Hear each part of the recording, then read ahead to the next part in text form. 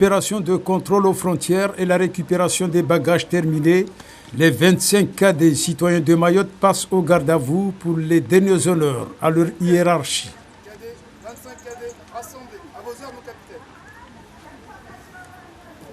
On n'a pas de retour.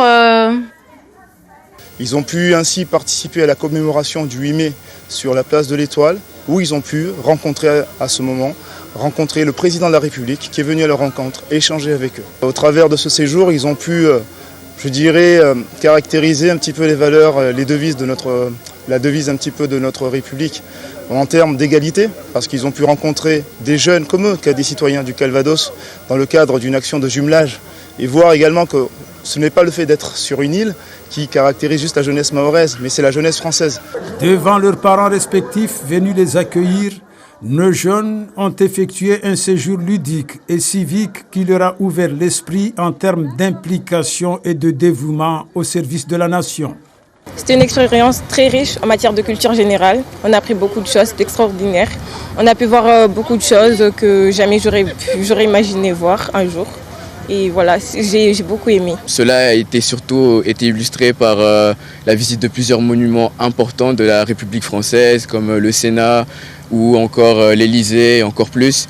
Pour les parents, il faut savourer cette fierté de voir leur progéniture adhérer aux valeurs de la République. Ce voyage m'a beaucoup plu parce que ça a attisé l'envie à mon fils déjà l'amour du patriotisme, mais également le fait qu'il ait vu qu'il y a des personnes qui se sont battues pour que la France soit comme elle est actuellement. C'est une grande fierté, non seulement pour moi et pour toute la famille aussi, parce que là-bas, il nous envoie des photos, c'est ce qu'il a fait là-bas.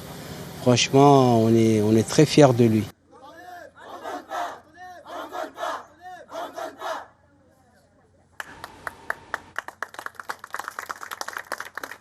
Au-delà de cette sortie programmée de longue date, ce voyage s'inscrit surtout dans un but du souvenir, celui de rendre hommage à un ancien Mahorais appelé Supri qui a combattu pour la France lors de la Deuxième Guerre mondiale.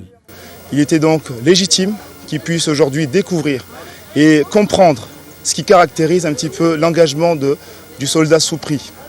Par conséquent, on a été visiter le Calvados, les plages du débarquement, et tout ce qui caractérise la Deuxième Guerre mondiale. L'heure est maintenant à la récupération pour ces 25 cadets citoyens de Mayotte avec des souvenirs plein la tête.